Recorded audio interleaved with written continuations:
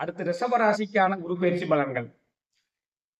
ரிஷபராசிக்கு இப்பொழுது ஜென்ம குருவாக இருந்து கொண்டு அதிகமான அலைச்சலையும் திருச்சலையும் செய்து கொண்டிருந்தவர் 2ஆம் இடத்திற்கு குருவாக போகிறார். 2ஆம் இடத்து குருவாக போகிறார். 2ஆம் இடம் குருவினுடைய ஸ்தான பலனை பொறுத்தளவில் மிக நல்ல இடம். செல்வம், செல்வாக்கு அனைத்துமே உயரும். செல்வ வளம் கூட வாய்ப்பு இருக்கிறது. சொல் வளம் கூட வாய்ப்பு இருக்கிறது. அதே குரு பகவான் உங்களுடைய 6ஆம் இடத்தை பார்ப்பதால் உங்களுடைய நோய் நொடிகள் தீரும், கடன் சுமைகள் குறையும். 8ஆம் இடத்தை பார்ப்பதால் மனசஞ்சலங்கள், சனி பகவானும் 8ஆம் இடத்தை பார்ப்பதால் மனசஞ்சலங்கள் வந்தாலும் தீர்ந்துவிடும். 10ஆம் இடத்தை பார்ப்பதால் தொழிலில் நல்ல மாற்றங்கள் வரும். ஏற்கனவே ராகு பகவானால் ஒரு மாற்றங்களை சந்தித்து இருப்பீர்கள். ஆனாலும் வியாழன் பார்ப்பதால் இப்பொழுது அந்த மாற்றங்கள் நல்ல மாற்றங்களாக மாறிவிடும்.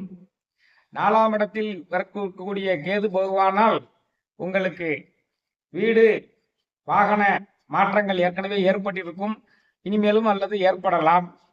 அந்த 4ஆம் இடத்தில் உள்ள கேது பகவானுடன் செவ்வாயும் சேர்ந்து கொள்வதால் 4ஆம் இடம் என்பது இந்த மார்பு பகுதியில் ஏதேனும் சிறிது பிரச்சனைகள் வந்தால் உடனே மருத்துவரிடம் காண்பித்துக் கொள்ள வேண்டும். உங்களுடைய தாயாரின் உடல்நிலையை கவனமாக பார்த்து கொள்ள வேண்டும். ஜூன் மாதம் 8ஆம் தேதியிலிருந்து ஜூலை மாதம் 29ஆம் தேதி வரைக்கும் தாயாரினுடைய உடல்நிலையை நன்றாக கவனித்து பார்த்து கொள்ள வேண்டும். தங்களுடைய உடல்நிலையும் நன்றாக பார்த்து கொள்ள வேண்டும்.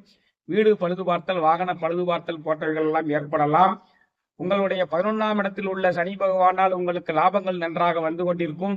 அதே சனி பகவான் உங்களுடைய ராசியையும் பார்ப்பதால் உங்களுக்கு செயல்பாடுகளில் மந்தமான சூழ்நிலைகள் நிலவும். எதையும் மெதுவாக செய்யக்கூடிய சுபாவம் வந்துவிடும். சிறிது சோதரித்தனமாகத்தான் இருப்பீர்கள். அந்த சனி பகவான் 5ஆம் இடத்தையும் பார்ப்பதால் பிள்ளைகள் விஷயத்தில் கவனமாக இருக்க வேண்டும். பிள்ளைகளுக்கு சிறிது தொந்தரவுகள் வரலாம், அல்லது பிள்ளைகளால் சிறிது தொந்தரவுகள் வரலாம். 8ஆம் இடத்தை சனி பகவான் பார்க்கிறார் என்றாலும் குரு பகவானும் சேர்ந்து பார்ப்பதால் மனச்சஞ்சலங்கள் வந்தாலும் உடனே நீங்கிவிடும். ஆக நீங்கள் இதில் கவனமாக இருக்க வேண்டிய காலகட்டங்கள் என்றால் அக்டோபர் மாதம் 8ஆம் தேதியிலிருந்து டிசம்பர் மாதம் 21ஆம் தேதி வரைக்கும் நன்றாக செல்வத்தை வாரி வழங்கி கொண்டிருந்த குரு பகவான் 3ஆம் இடத்தில் சென்று ஒரு 3 மாதங்கள் இருப்பார். அந்த சமயங்களில் புது முயற்சிகள் எதையும் செய்யக்கூடாது. அக்டோபர் 28லிருந்து டிசம்பர் 21 வரைக்கும். மற்றபடி மொத்தமுள்ள 9 மாத காலங்கள் உங்களுக்கு சிறப்பான செயல்பாடுகளாக இருக்கின்றன. சுருக்கமாக சொல்வது என்றால் ரிஷபராசிக்காரர்களுக்கு செல்வ வளம், சொல் வளம் கூடுகிறது. நோய் நொடிகள், கடன் சுமைகள், வழக்குகள் எல்லாம் நீங்குகிறது.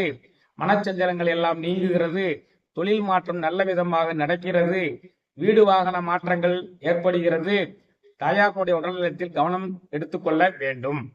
இதான் ரிஷபராசிக்காரங்களுக்கு.